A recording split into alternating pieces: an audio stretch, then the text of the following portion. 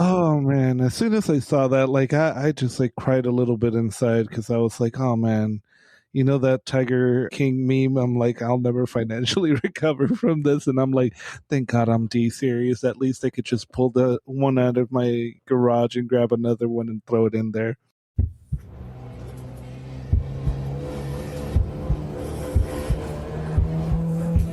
Green flag, green flag.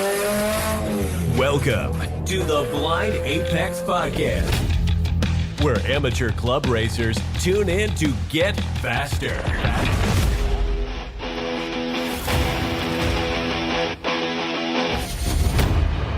This episode is brought to you by RaceFFPod. We're starting over again because Jaime is a professional podcaster and I'm a hack. And so, yeah, we're going to talk. We'll talk about heartbreak of racing, all the jazz. Listen to RaceFF if you want the first, 5 minutes of this podcast, right?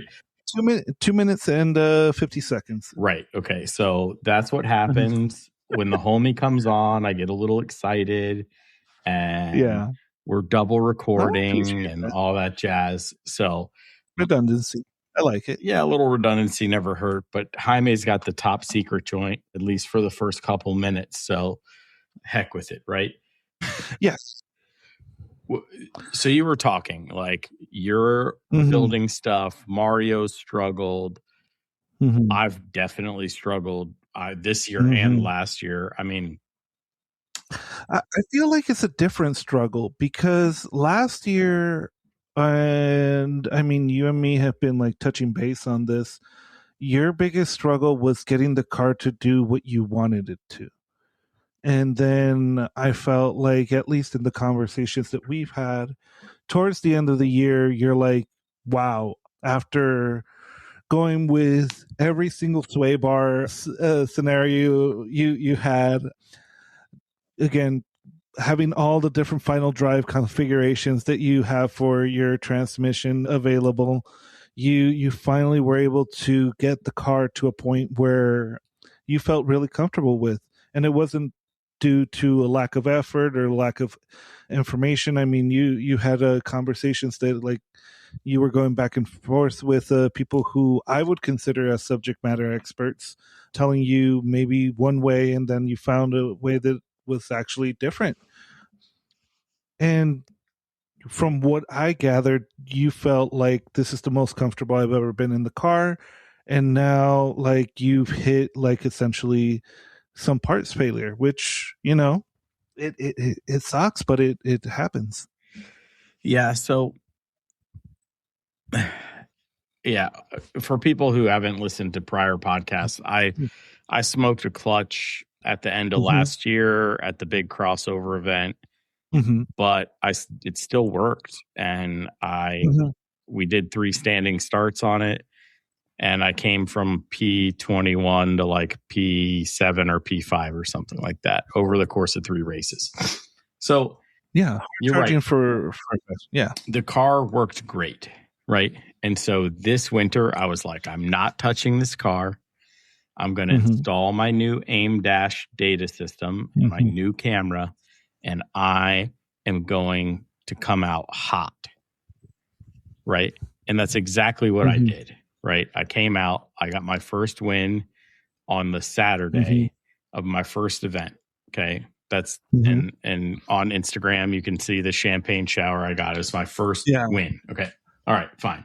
I was actually like super overjoyed for that. Like I just, seeing your progression with essentially one of the chassis that have in the Honda Challenge like organization have the least amount of research and development in it in comparison to like the Golden Era. Like there's already, stuff out there for them that, we both default to Jackie spec. Jen is spreading like a disease.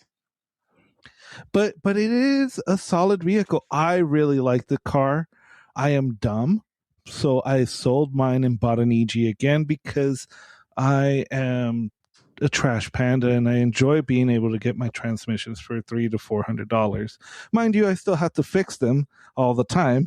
So I'm getting more and more comfortable with that. But again, I'm trash. So, Yeah, but Ace gens, I think, are solid, are solid all the way around. Chassis, powertrain, brakes are probably the only thing that I think are trash on him. your logic is infallible, though. 2 EGs are better than 1, right? Like, so I can see where you're coming from. Okay. And I just, so I win. And then the next Sunday morning, I go out to race and my clutch on the standing start is gone. Okay. It's dead. So I rush home. I call James at IPG and I'm like, hey, James, I need an upgraded clutch. This is what I was running. I need a new flywheel because my flywheel, part of the reason I smoked my clutch, I think, is because I didn't resurface my flywheel because I'm cheap, right? And then I'll take all new hardware. Just give me the ARP stuff. Okay. So I get all the goodies come in. James hooks it. It's like I pay for regular shipping. It gets here in like a day. He's not going to let me hang, right? So I get it. I start putting everything together, and then I don't want to say I'm rushing, but there's time constraints, right? You get home from the track, you have 4 weeks until your next event, which means you have 3 weekends to get it all done, remove it, put it together, make sure there's nothing wrong, and then take a breath and maybe give yourself a weekend if there is something wrong to chase something down, right? Yeah, and the other more difficult thing is that the 8th gens have like almost no room to work in. So they're kind of a pain in the butt to work on. It's not like a B or D series where you can knock the transmission at the track and put it back in fairly easily. Yeah, so I don't do it like everyone else. And by everyone else, I mean Brian Mang is the only person I've seen at the track that takes their transmission out of his is a 9th gen, but same, right? He drops the subframe, which means you also have to drop your power steering setup and then take the whole passenger side out and then yank the transmission, then wiggle it in, and then all that jazz. Okay. I don't do that because I don't want to mess with my power steering. I don't know what's wrong with me. I just don't. I just leave the whole subframe. And at home, I've gotten really good at, unfortunately, really good at pulling the engine out of the top. Okay. So some people say you can't do it. You absolutely can, especially if you have an engine leveler. And you could slant it. Yeah. And then I'm doing an upgrade this next time. So I ordered a bunch of stuff from Grant. We'll get into that from Hone Development. Oh, the bolts that hold on to the engine mount, like eye bolts or whatever. Yeah, the crane bolts that he has, and then the crane mounts that he has. Also, the flywheel holder, because I was doing it with a screwdriver and a torque wrench, and we'll get to what it could have been, but there's multiple things that could have happened, and there's historical things that could have happened. But anyway, I've gotten really good at just pulling it out of the top, right? What I do is it comes out of the top. You got to take the radiator out. You take the bumper off. You take the strut plate thing that holds all the stuff. It's not much. Yeah. You're going to drain it anyway. And the front crossbar bolts and the radiator, or what, I forget the specific name of it, but that front thing bolts off and it's super easy. It's actually not that difficult. Yeah. I mean, I can strip. Let's just say I had the motor out and the motor out, transmission separated, everything cleaned up in about 2 hours. So that's really good. And that was by myself. And so my buddy Jason came over. Okay, so initially what happened at Summit Point is I was at practice and I was like, yeah, we're gonna stack some W's, right? I was like, Mm-hmm. this car is fast at Summit Point, right? Mm-hmm. And I go out and practice and I'm like, yeah, it's so fast. I'm having PTSD again going into turn 1 where I've lost my brakes twice, right? Oh. I mean, I'm coming through turn 10. She's scooting. This is post transmission build. So I rebuilt. Mm-hmm. I didn't do squat. I changed some You bearings. you cleaned and did a refurb. A little refresh, but not a major overhaul of my transmission. Mm-hmm.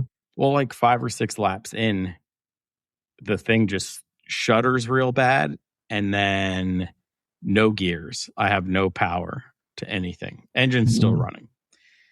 So I coast.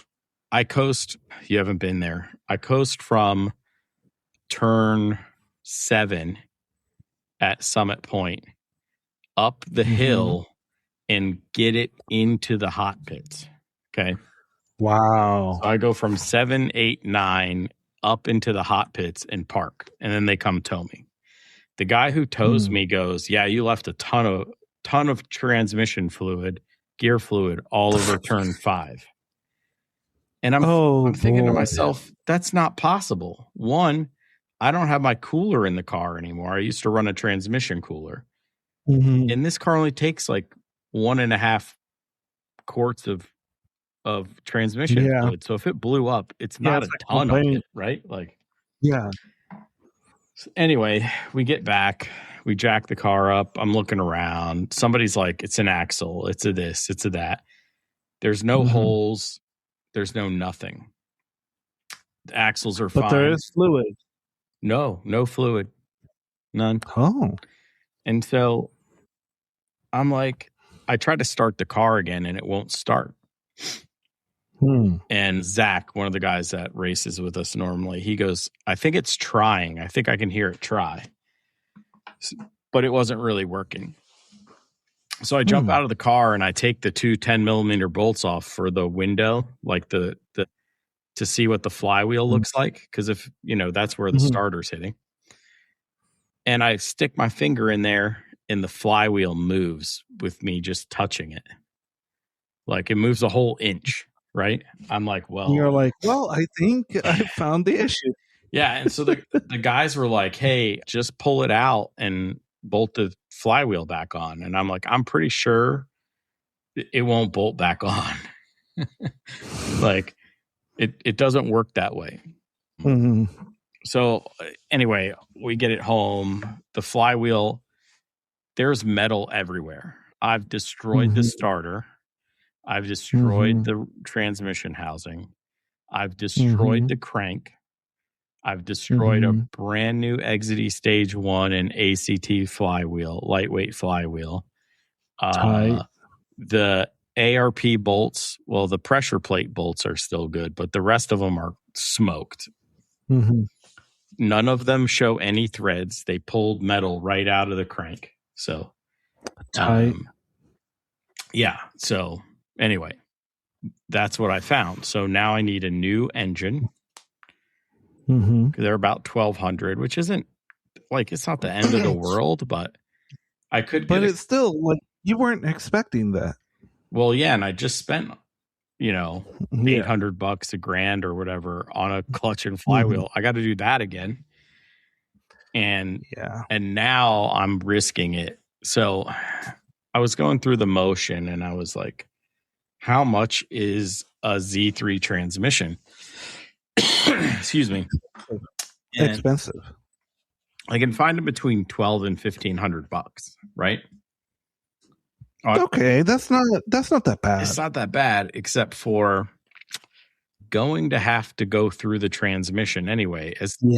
Who's gonna? Well, I know people who raced on a Z3 transmission off Facebook Marketplace, and I think they're a little crazy, right? Yeah, because I mean, to be honest, the biggest thing that I've noticed on those transmissions is that the second gear synchro usually takes a shit because of the clutch delay valve. And when people shift cables, when they don't run the acuity bushings, because the cables don't stretch, but the plastic and everything else around it creates more wiggle room. So I know Russell from Acuity had schooled me very well on this. He's the subject matter expert on this. But the cables don't stretch. It's the plastic guides that go around the cables that all of that like wears and fatigues. Yeah, you get play and everything else, and then there introduces slop. Luckily for me, Jaime found a place where you can buy brand new 8th gen cables. I have bushings. Oh yeah, I did it still work for you? It worked for me, yeah. So fuck yeah. So I have pretty fresh cables now. I have bushings. Jaime also sent me the Acuity shifter out of his car, which I appreciate. It feels wonderful. Russell, yeah. Thank you, Acuity. Shout out to Russell. And I'm not worried about that part, right? But I'm like, well, if I'm already going to have to buy a master rebuild kit, I have a spare case. So the case is jacked on my transmission now. I have a spare case, so I'm gonna try to build a stack. Now, I've never built a stack. I've replaced some synchros and bearings and cleaned my transmission. I've never built a stack. So now here I am. I'm going to build a couple stacks. I bought the thing to measure the play in the shaft from Grant. The run out? Yeah, the run out on the shaft. I got all that stuff. Honed has a piece you buy, and you buy the dial gauge, and so I'm going to do all that because I'm going to try to be correct, learn some things.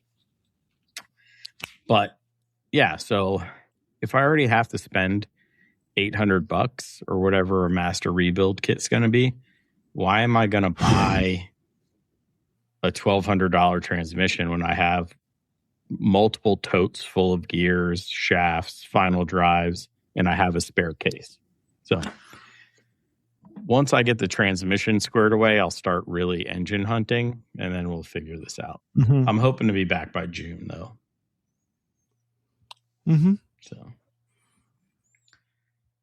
So, of course, I think anytime we see a friend have a failure, in terms of, especially when you're out in the grassroots level road racing scene, when you have similar things, right away you start to feel like, okay, how can I learn from quote unquote their mistakes or their issues that they've run into? And like, obviously I don't have a K series, I don't run all of the stuff that Khan's running, but I can still mess things up.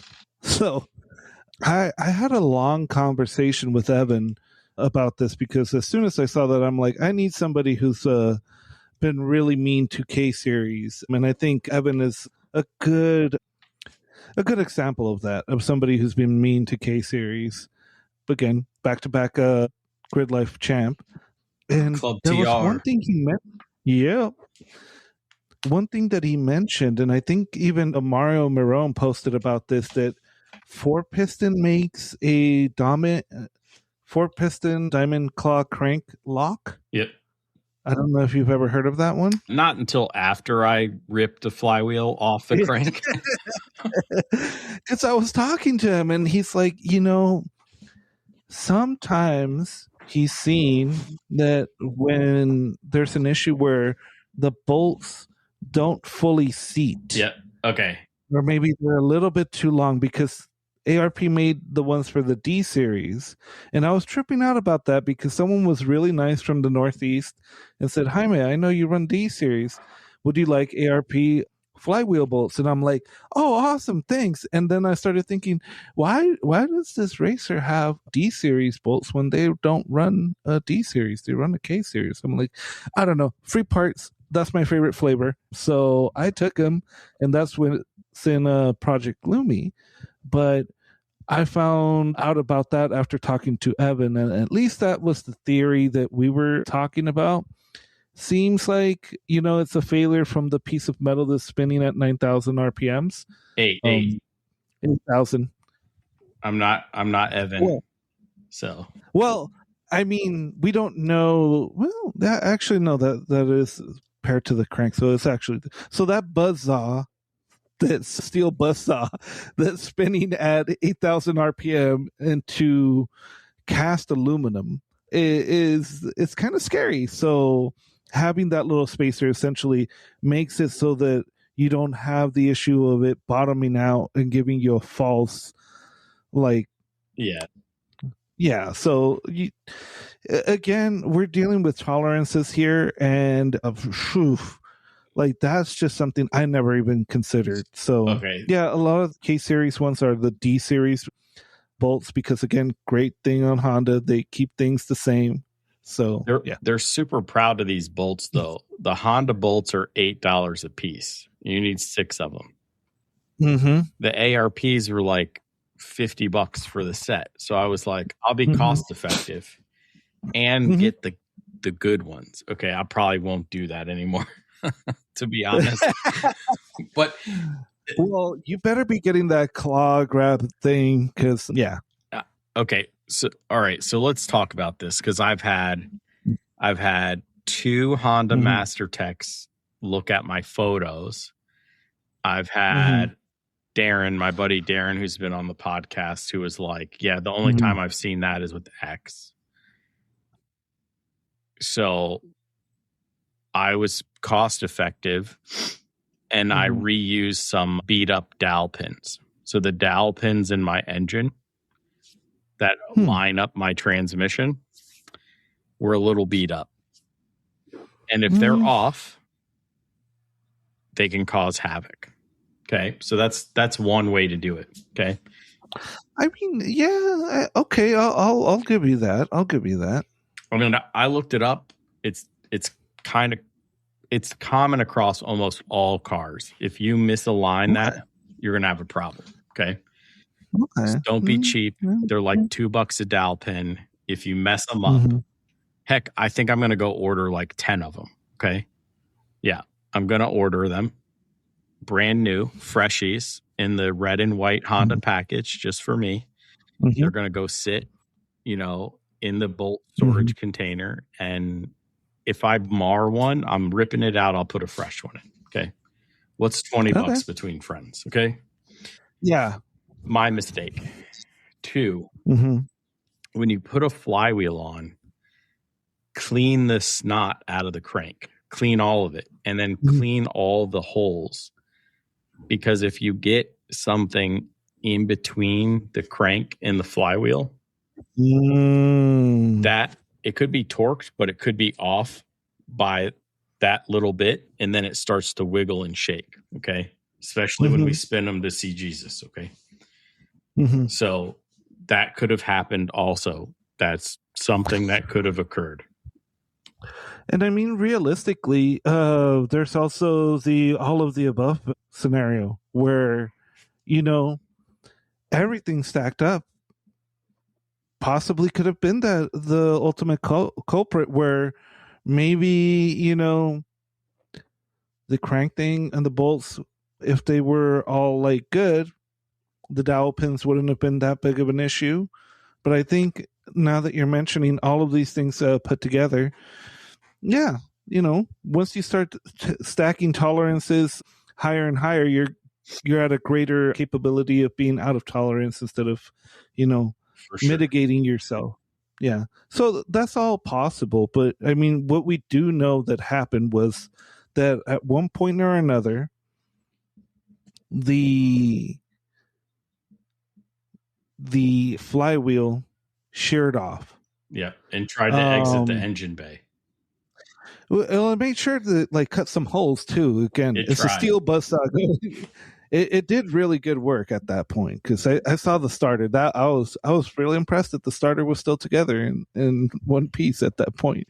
But I think you'd also have to look at getting your main shaft on a V block and seeing if it's still straight. Because if it's still straight, I feel like it would allow you to consider more of the issue of the ARP bolts onto the flywheel. At least what I'm thinking. Well, but it could be wrong. The problem is it totally destroyed the inner part of the flywheel. Tight. And it marred the main shaft that I can't even remove the clutch from the main shaft. Okay. Sick. Yeah. So just so people know, I didn't know this. I've been bolting flywheels on basically my entire life. I didn't think I did my first clutch when I was like 18 or 19 years old. Okay.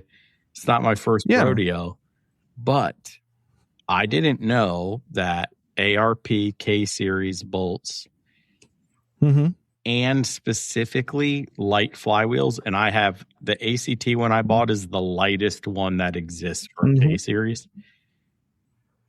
So the bolts, that super light flywheel, I think that's where the tolerance stack comes. It's not that they're necessarily long. It's that you need the K20 length ones, not the K24 length ones. And I didn't. ARP only makes the ones that slightly longer. And then Drag Cartel, I think, came out with that diamond claw thing or whatever. All it is a spacer. It's actually not doing anything but being a spacer. Okay. Yeah. It's literally a spacer. Yeah. I don't care what color it is. I don't care what coating it's on it. It's not doing anything but being a spacer so that the bolts don't bottom out. Right. Okay. All of these things could have been true. I could have done all of them. Right. But it's an expensive lesson to learn. Fuck yes, it is. Oh man! As soon as I saw that, like I just like cried a little bit inside because I was like, oh man, you know that Tiger King meme? I'm like, I'll never financially recover from this, and I'm like, thank God I'm D series. At least I could just pull the one out of my garage and grab another one and throw it in there. Yeah, I have these thoughts sometimes where I'm like, I need to pick up a spare engine. I need to build a spare transmission, right? That happened over the winter, right? I was like, let's just see how the season goes. Sure enough, I should have just done it because I need, so. The best time to do it is when you're absolutely sure you don't need it, because that's when you're like, bam. Because when you need it, it's going to suck. Like, realistically, my hatch would be running right now, and I would be able to do track days with it. But it was because I took the engine out of that one, put it into the white car, then had to drop that engine from that one, put it back into the black car. And I know myself, and I know that, like, I'm okay as a wrench, but that was going to take me a decent amount of time. And sadly, that's what happened. And that's why I'm trying to improve, and I have mini-me setup coming along. So as soon as I take it over to my buddy Calvin's house and we check the rod bearings with some plastic gauge, verify that it's in spec, I'm going to be good with that. Put in a new VTEC head, a D16C6 head that I have from one of the Facebook Marketplace engines that I bought in my past history. I'll take that one up to my buddy Cole from Bad Guys Worldwide, going up to see the Mountain Man. And, $700 or $800 later, I'll have a refreshed head. Yeah. And then have that kind of off to the side. If anything ever happens, then it's just like, boom, slap that sucker in. We keep on moving. Yeah, I'm kind of sad that I got rid of my Z3 engine because I could have used that too. But they're worth a decent amount of money, I feel like. I sold it to a racer who needed some help. He needed to get back out there. So okay, it was worth every penny. Every bit of whatever $1,200-$1,500 they're pulling these days. But it only lasted like not even one event with that guy, even though it was strong as all get out. That's what happens when you put superchargers on things. Okay. Oh, okay. Things go snap, crackle, and pop. All right. Like, so I come off of my first win in a champagne shower. I take a little slap around, when the clutch melts down, but I'm like, I got this, Yeah. and I come back out. And that was your first time opening up a transmission and going through it and getting all the fibers out of it. Oh, So dude, I thought when I had no gears that I messed up the transmission. Mhm.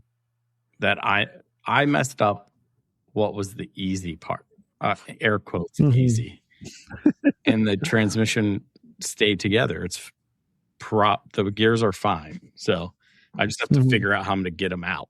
So, but you go from like champagne showers to, man, look at all the money I have to spend just to go back out there. and like, so you said Mario was having problems with his K series stuff. Brent blew an engine at VIR. Ian. Oh yeah, that's right. Ian blew an engine recently. Pete won at Summit Point all weekend. Way to go! The podium. Yeah, podium's rich. Pete's with these, been doing work. Yeah, he puts in the work. There's no doubt about it. But the brownie silver stuff, we were winning. So. Yeah, no, at New Jersey Motorsports Park, he was up there, turn one, like being aggressive and going next to Wamble. Like, dude, that's no joke. Like, if you're able to put your car to the side of Leland on any racetrack, like, dude, that's no joke. Those are national championship contenders right there. Yeah. So, yeah. So, but apparently he blew his engine at the end of the race on Sunday. You need to get him on the podcast for your Honda Challenge update, because I was packed up and at home by the time I was pulling the engine and transmission back out on Sunday. I didn't even stay at the track. Oh man. So, man. But I mean, it's a little bit of proof that these 8th gens, at least in Honda Challenge, are competitive. They're fun. It's an amazing car. Who's the guy? There's a guy, he just went down to CMP, I think, with Grid Life. He has the J Series Integra, I think, as his normal. Anyway, he picked up this 8th gen Civic Coupe from Copart, bolted some stuff on and went out. And he sends me a DM today. And he's like, this thing is a blast to drive. And I was like, just wait. You don't even know what you're doing with it yet. Like, when you figure out more, it's going to be crazy. It's an amazing car. I love it. I think it's also in comparison to like the Golden Era Hondas, like there's more fiddly things that you can get on the Golden Era, where for the Ace Gen, you don't need to necessarily get those. Like, there's your standard thing for any car that you're going to be road racing, which is like cage, bucket seat, all of those things. Those are level. Of course, rear sway bar, coilovers, those are level with each other. But then it's like, upper control arm spherical bushings, the lower control arm spherical bushings with like, getting the Kingpin. Shout out to the homie. I'm happy that I sent him a bunch of arms. So I might be getting a pair soon from Kingpin. And, like there's a bunch of little things that you can upgrade on the Golden Era Hondas. And I feel like you don't have that like rabbit hole that you go through with the Ace Gen. I mean, there is stuff you can do, but I don't feel it the same. Like, I feel like there's a lot less stuff that you can go into. I mean, we have a whole episode on this, but it's essentially a bolt-on car, right? Like, bolt on your big brake kit. Don't even search. Just go to Wonderladen Racing. That's the kit that Pete and I run, and it's fantastic. Okay. R.I.P. Stop Tech. Yeah. I mean, that writing was on the wall 2 or 3 years ago. Let's be real, right? Like during COVID, when you couldn't get any parts or any rings, we knew they were out, and then they got bought and nothing came back in stock. So let's be real. Yeah. But yeah, sadly, yeah. You buy bolt-on exhaust, bolt-on header, bolt-on intake, Flash Pro, bolt-on big brake kit, bolt on your coilovers, and go get rowdy. Literally 9 lives. And that's 80% of the way there. Yeah, I mean, the last 5% I'll never talk about on this podcast, so you guys are all going to have to figure that out on your own. Yeah. Or talk to Pete, because apparently he's figured it out, and if he hasn't figured it out, he's really fast at 95% in this car. So yeah, he's figured his way around whatever issues he had. But I mean, so my wing came from 9 lives, and it's, you know, we did the wind tunnel stuff with it. It's really good. That setup is fine. And then the only thing you really have to custom make are sphericals if you want them, and a front splitter. Yeah. So. And you're done. Bob's your uncle. Yeah, there's really nothing to mess with. There's no what else are you going to do? Brake lines, okay, you can buy those. Those are bolt on. Yeah. Sway bar, hit up ASR because that bar is the best. Yeah. I it's literally, we don't have to. I say we don't have to.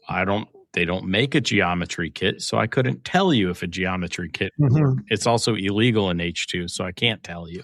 Yeah. But there's nothing left. They're very simple. McPherson cars are built to be simple. And they are. So yeah. I think they're solid cars. So what is the next step? Obviously for you is new transmission and new engine, because the crank is just shot. And if you're going to go through the work of getting a new crank in there, rebalancing, and I mean, you're already there. Yeah. So, but you could salvage the head. Yeah, the head's coming off the engine. So essentially, okay, here's the plan. My nephews are coming over this weekend, and I'm gonna make them count teeth on all the transmission gears, and we're gonna put all our gears together. So I'll know where all my thirds are, all my fourths are, all my fifth sets are, right? And zip tie them together, loop them. Well, they're gonna get baggied, and then I put a little transmission fluid in with them, shake them up, and then we'll just label them that way. So the first order of business is making sure I can get a transmission built from what I have. So I got to figure all that stuff out. Hopefully I know by Sunday. And then once I have that figured out, I'll order whatever I need. If I need a bearing kit, order the bearing kit. If I need the whole thing, I'll order the whole master rebuild kit. You know, something from Synchrotech. Okay. And then I have to go K24A RBB3 shopping. And I just have to find one, and I'll go get it, you know? Yeah, and that's the good thing about that engine is that it's easy to find in terms of like you're not going to be struggling that, oh, where is this rare, you know, Integra Type R engine or something like that. No, you can find it. Yeah, I'm a little picky. I like them to come from the minivan, the automatic minivan, and then I'll put the new engine and the old engine on stands. I'll pull my Type S pump set up and put it on the new engine because it's only 2 races old. Yeah. And then my new timing chain, all that jazz, moves over because it's only 2 races old. Move all the stuff over that needs to be moved over, manifold, all that jazz. Pull the head, put it on the shelf, put the block, roll it in the corner because I'll look at it. Maybe I'll build something. Maybe I'll build like a H1 bottom end, a 12.5 to 1 or something. Well, that's an ST4 bottom end, but whatever. Yeah. And so once I procure the engine, I'll be shopping for a flywheel and transmission or a flywheel and clutch again. So, and then the race is on. And you both. Yeah. I already ordered the Honda ones. So yeah, But like as frustrating as this is, like I feel like all of the frustrations from last year in terms of just going through tires so badly, where you're like, dude, I have to go through 8 sets of tires or something for like a good weekend, and it's like you can't rotate them because you have to run staggered, and all of these little issues that you were hitting. It feels like you got those settled up, and this is probably one of the issues where it's like at least it's kind of well researched in terms of like engine and then transmission and then go. So yeah, I just wish I would have searched the internet first, not after it blew up. But there's a lot to be thankful for. That thing could have come out of the transmission. It very well could have. And then it would have caused a lot of damage, and it could have hurt people. The thing's spinning at 8,000 RPMs and it finds pavement on its way out. Like, or it could have tore through the radiator. Could have done a lot of damage in the car too. So, yeah, this is a steel buzzsaw at that point. Yeah, it chewed up the case. It chewed up the starter. Yeah, it made a mess. So. Yeah, because don't drag racers have like a blanket or something, like a shield they put over like the transmission for when those things like blow up? They do. Yeah. And I almost needed one. So Jesus. Oh man. So next event, are you gonna go to watch and spectate? No, the next event is Hyperfest, which you'll be missed, but I will be also. I'll probably go hiking because I need to get in the woods and sweat some of my fat off a little bit. But also, if I'm not racing, I need to do some things for my wife. And it's a free weekend. Yeah. We already took days off and stuff. So it'll be time to do some wife stuff. That's good. So, but normally I would go and watch and just find a crew pass from somebody, but the fit isn't really fun to sleep in. And I did it one year. I did it one year at Hyperfest when I wasn't running, but VIR will charge you $40. Actually, it's probably $60 at Hyperfest just to camp anywhere. So that's why. Yeah, it just it gets expensive. And I do have some emotional things I need to get over with it, because I have fun, but I can also get really depressed because I'm not there racing with them. So yeah, especially when you know that your car is competitive. Like, yeah, that can be really frustrating. The driver's not competitive, but the car sure is, man.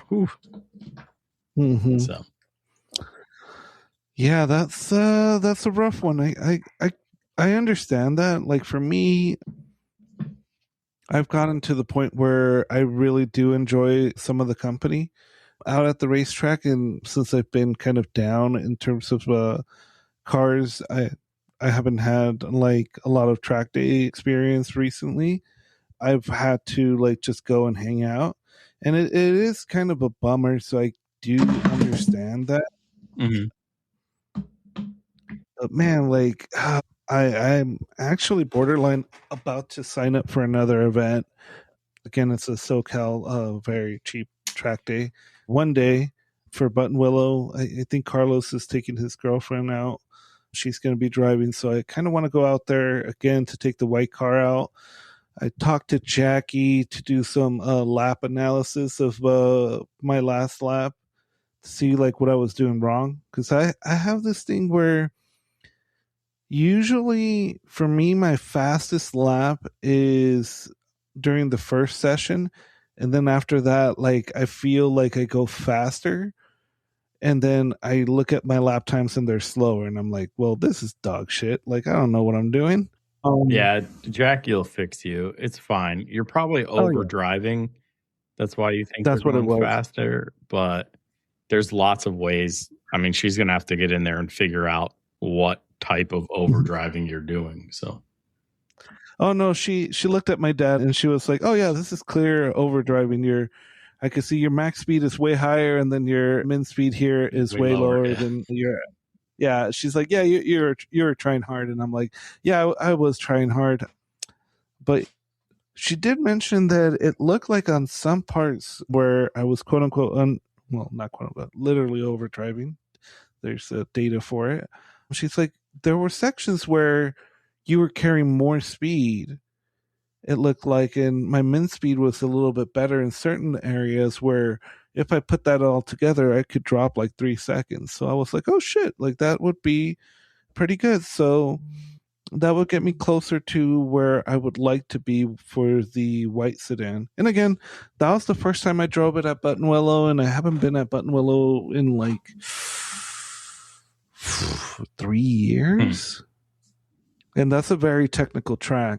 So yeah, I'll do all the racer excuses, but I mean, I did get some good video of GTRs going off. One because I lifted, and one because I didn't lift and made it a little bit harder for him to pass.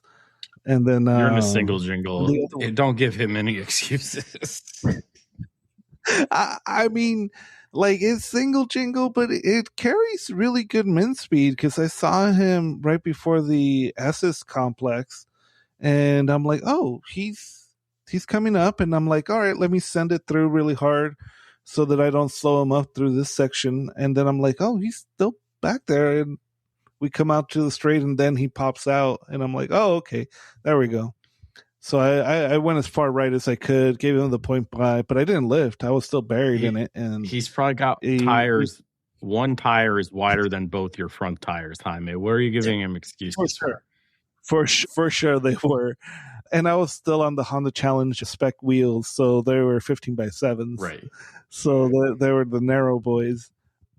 So yeah, like there was that, and then of course the R34. I did lift for that one because it was kind of a tighter section to give him a better point by, and that one I did feel bad for because it was a beautiful car, and just seeing him go from one side to the other and then break his lip, I'm like, oh man, that's probably worth more than my car. Like, but mad respect for them still because they're like doing that. But you know, there's this one thing that I kind of wanted to touch base on with you. So I hate my GoPros with a passion. Mm-hmm. I feel like if I ever pass away, I want to have the GoPro engineers there so they could let me down one last time again. And I completely fell in love with running a dash cam as my like video cam. I loved how it just worked. It was getting power on its own. I didn't have to do anything with it. I didn't have to unhook my strap because I didn't press the play button. I didn't have to do all these things.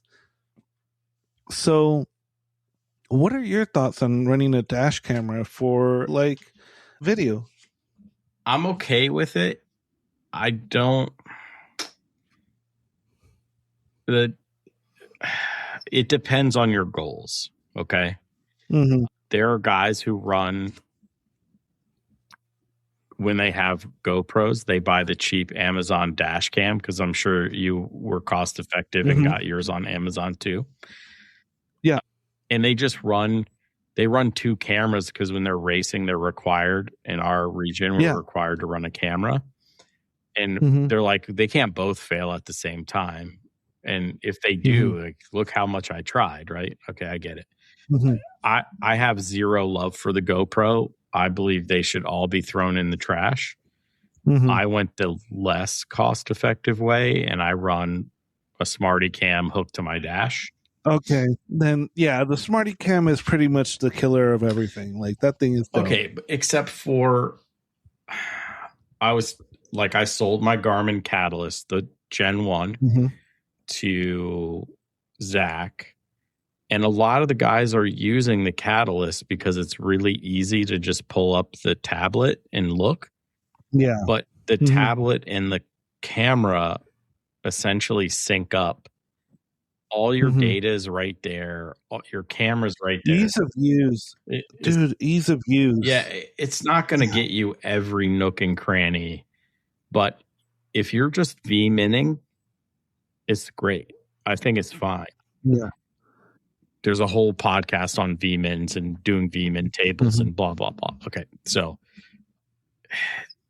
I don't have a problem with it, but I wish you could do some data overlay. Now, there are companies and products that have literally a dash camera that still puts speed on your thing. If you upgrade your Amazon purchase to one that displays speed, like a GPS. Yeah, mine has it. Yours has it. Then you're fine, probably. I mean, I don't see why not. It's cost effective. It's reliable. The worst thing in the world is when you're like, this was an amazing session. I got such good lap times. And your GoPro went into 7-picture burst mode or something stupid. That is so frustrating. Or when you had like such a great save. Like I had one where I was trying to not touch the brakes at all or not trying to lift for turn 9 at Big Willow, and the EG stepped out on me like 30 degrees, like at the corner exit, and I'm like, yo, and I'm like, oh, I had my GoPro on there, and it went into burst mode. I'm like, you piece of shit. Like I want again, call them when I die so they can let me down again. They're the worst. If you have a GoPro and you know how to use it and it's easy for you to use, count yourself in a very exclusive club because congratulations. I had at one point I had 4 of them. Okay. I have 6. I have 6 of them. Okay. Jaime, my most reliable is the GoPro Hero 4. That's the one I bought. That's the last one I bought, and I hit it with a baseball bat. I threw it up in the air and hit it with a baseball bat. It sucked so bad. Yeah, everything GoPro sucks. So here's the one that I've been talking to people about. Neither one of us is getting sponsored by GoPro, by the way. Oh no, for sure. It's okay. They're probably going to go into chapter 11 soon anyway, so who cares? So there is this one that I saw, and what got me on this one was that it was like an off-roader person. Because they're like, oh yeah, this is a 3-channel one, and I was like, what is a 3-channel one? And I've been seeing like some of the IMSA races, and they're like rear dash, like video where it's even like showing you where there's a car coming up on your right or whatever. I'm just like, yo, that's sick. But I love the fact that they have a digital rear view mirror where it's showing you the cars coming at you like 4K, and I'm like, dude, that's sick. And I've seen this one, and I'll say the name again, I'm not sponsored by them. I would like to be. I'd probably rock them, but there's a 3-channel one. So what they mean by 3-channel is this 3 cameras. Okay. So you have the rear view mirror, and that's the forward facing one. You have your backup camera, so that's the rear one that displays on the rear view mirror, and on the rear view mirror there's one facing out, and then they have another one where the guys who go off-roading, they have it on their bumpers so they can look at where they're putting their tires. And my head jumped into like, hey, I ran a dash camera, all it is a wire. So we have roll cages, we have infinite places that we could put the freaking camera in. And we don't need perfect 4K. We just kind of need to see where our hands are, what was going on, like what gear we were in, more or less. I'm like, one of the things that I've always really liked to do or try to get was a pedal position. And then having them already all synced up at the same time, I'm like, yo, that would be sick. So yeah, it's the Wolf Box 900 3 something or whatever. So I think I might actually spend the money and get one. I think for the hatch. Adam Chug has that. He's an ST4 driver with the 350Z. His college car. That's why I make fun of them all for driving their college cars. It's Adam's fault. Mm-hmm. Yeah. But yeah, Chuggy has that in his 350Z.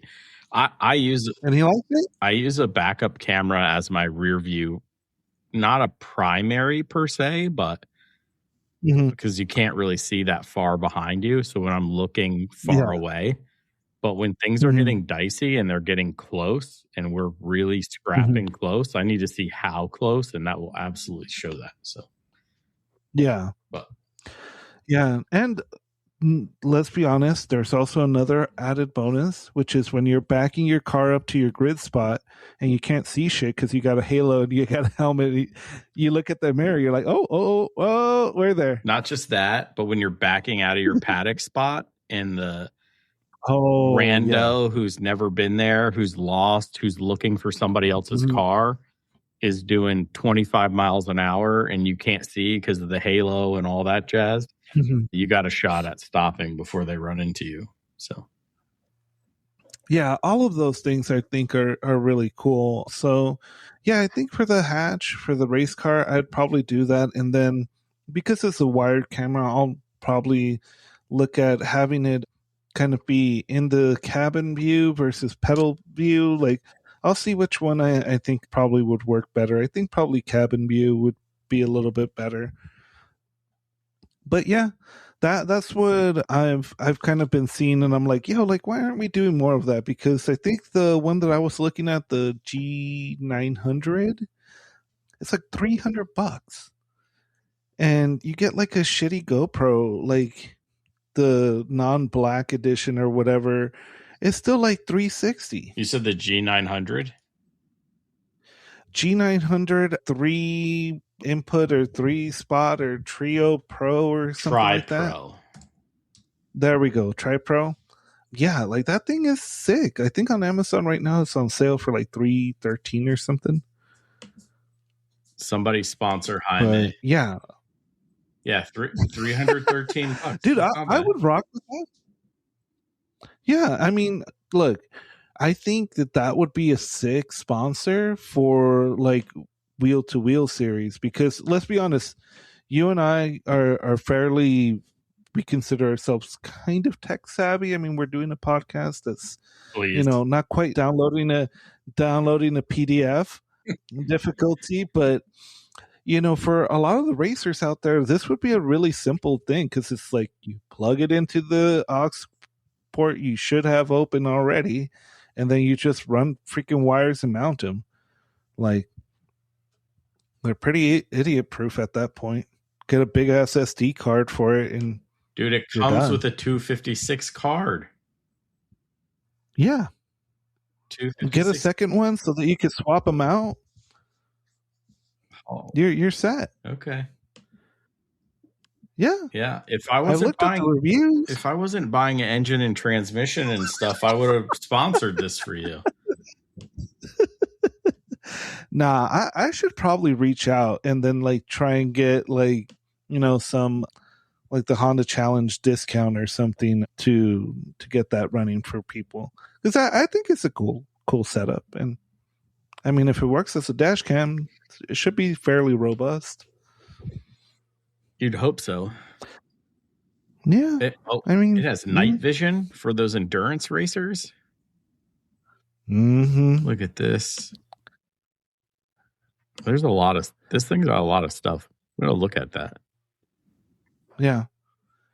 They do have like a budget one that I was kind of looking at, where it's just got the front mirror camera and then the rear view one, and I think it was like 130. Mm-hmm. I think it's like the 830 or 840. And I was like, oh, I might put that into the Sunday Cup car. That might be kind of cool. Because they do have GPS speed. Like the one that I have has a GPS speed listed on there as an overlay. So you could tell the police officer, see, I was going 45. not 50 at this speed. So Yeah, yeah. not in my street car. I'm not plugging that in. We're going to go ahead and delete this option. Only when I drive in Mexico. Oh, yeah. Yeah. All those fun drives down in Mexico. So, Mr. Khan, it looks like you have a lot of work in front of you in terms of getting the car power plant back together. Happy no more major damage has been done other than the powertrain. The car is still pretty solid. Yep. You're okay. Of course, one of the biggest things. I cry sometimes about it, though. I mean, yeah, when you're in the garage by yourself and you have, you're underneath, you fully extend your legs out and you're just like listening to Creed. Just looking up at those holes in there, and you're just like, Jesus Christ, why can't I get into 10? I use my blue shop towels to wipe my tears away, Shout out to the blue shop towels. They've been keeping garages and race cars clean for decades now. Yeah. Are you trying to wrap up right now, Jaime? No, I could still go if you want. All right, no, you got it. I'm making you do the 2026 segment for us because I stole segments from you because you stole them from somebody else. Let's go. Okay. Yeah. 2026 segment on the Blind Apex podcast, Jaime. ABS or no ABS for your race car? Because I know you have ABS in one car. I'm going to say yes. And I'm going to go with not just the performance aspect of it, but I'm going to go for the cost-effective aspect of not flat spotting your tires because that is expensive. It definitely gets expensive. Tires, look, 17-inch Toyos are like $306 a tire. Oh, man. That's so right now at a garage. Expensive. I'm like borderline waiting to see if I could send some money to Carlos because he's close to an up garage. They have a pair of Falcon 660 pluses for like $260 for a pair. Yeah, but and I'm like, you got to look at the date codes and stuff. Stop being crazy, Jaime. 2025. Okay, that's fine. So, yeah, that's fine. Yeah. All right. Okay, so ABS, yes or no? Yes. Okay. So now that you said yes, when are you trying to threshold brake or are you trying to ride the ABS? Do you just mash the pedal or do you get into it and sort of like ease into it until you feel ABS and back out a little? So, I think this is actually kind of perfect because I used everybody's favorite brake pad, the ST43s, when I took Project Togepi out to Buttonwillow, which is a heavy braking track. And also RIP to the ST43 because they all got bought by the same company. Ray Bestis, Porterfield, Stop Tech, all of them. Although I think Porterfield is still there in Costa Mesa. Because they make custom brake pads, and they made the ST43 formulation. So I think they have the recipe for it. So they might still be able to do that. And that's what we ran on the Lemons car. And the ones that I got them off of Facebook Marketplace for like $35 shipped. But anyways, so one of the pads was kind of worn down a bit more, but I'm like, it's breaking. So I was playing around because aside from the Ace Gen, the EG didn't have ABS and the EG sedan does. And I was playing around to see what I was going to do with that. And I think it really depends on the brake pad that you're using because it felt like I wanted a little bit more bite than the ST43s had. And I ended up having to switch where I kind of increased my braking point instead of going as hard as I normally would. So I would say kind of not getting into the ABS, like jamming them on there. But I think that might be more due to the brake pad choice. Because I know Carlos, when he was racing Spec Boxster, he would just stab those things, and the Bosch system works phenomenal. Yeah, I mean, he had the Bosch. It's not a Honda factory setup. So, all right. Mm-hmm. All right. Well, yeah. I mean, we have to get you out on track some more. I mean, I say that as I'm skipping events and stuff. Mm-hmm. for a good reason. I mean, like the whole goal for me is to get the black car back up and running, which again, the engine's in there right now, the radiator's bolted in. I'm waiting for the spacer from Honed Development to do that like water jacket spacer so that I could put the temp sensor in there and just have that be a lot cleaner, because I have the like ghetto eBay one where it's like the adjustable thing. I wish you guys could see what he was doing, but okay, carry on. All right. Yeah, the little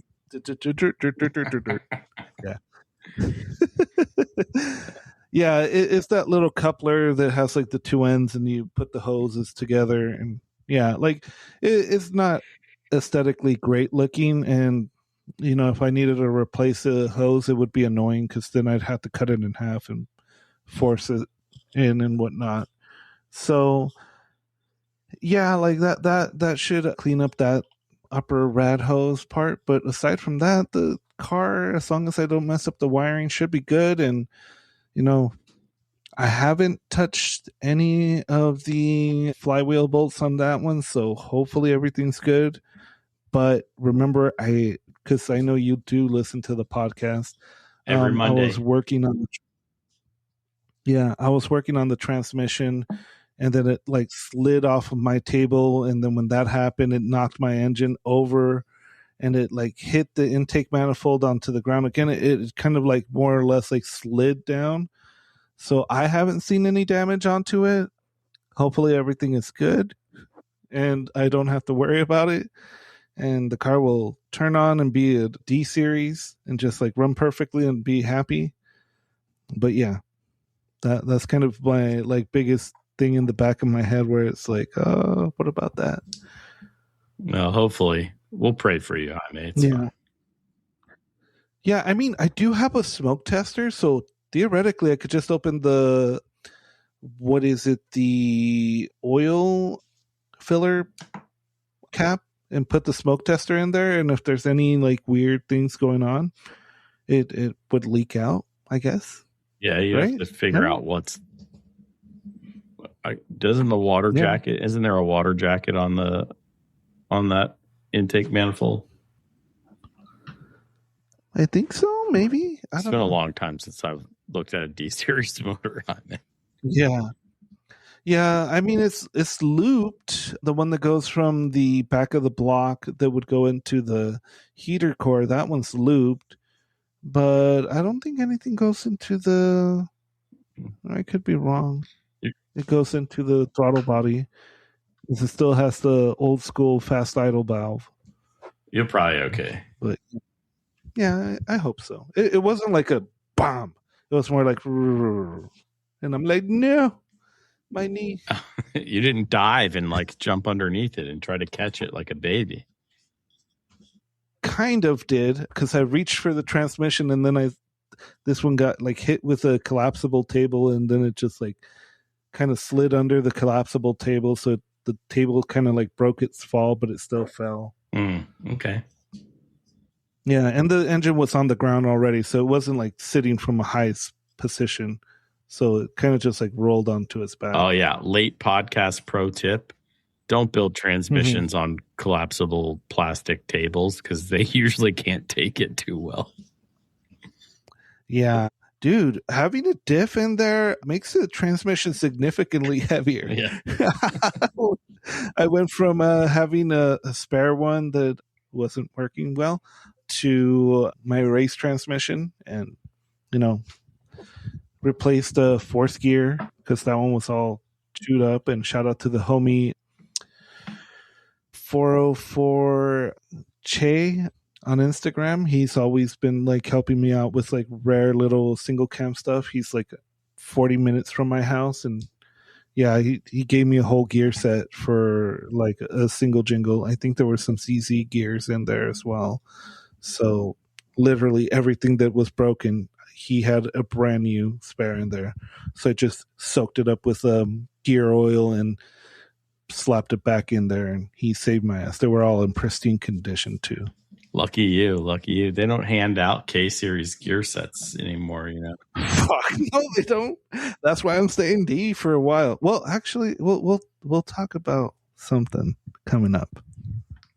Right now? This is off podcast stuff, but Okay. yeah, like there might be something different coming in the future. Oh, well, that's a wrap, y'all. I got to hear this. Mm-hmm. Okay, if you are not listening to the Blind Apex podcast, you should be. Make sure that if you need any fuel pump accessories, you look at Deech, which sponsors the Blind Apex podcast. Of course, look up IPG Parts if you need parts. Look at him. Heel Toe for the homie that helps me out every once in a while when I decide not to buy stuff from Rock Auto. And yeah, with that being said, guys, I will see you next Monday. See ya. Until next time, keep working on yourself, keep working on the car, and let's get faster.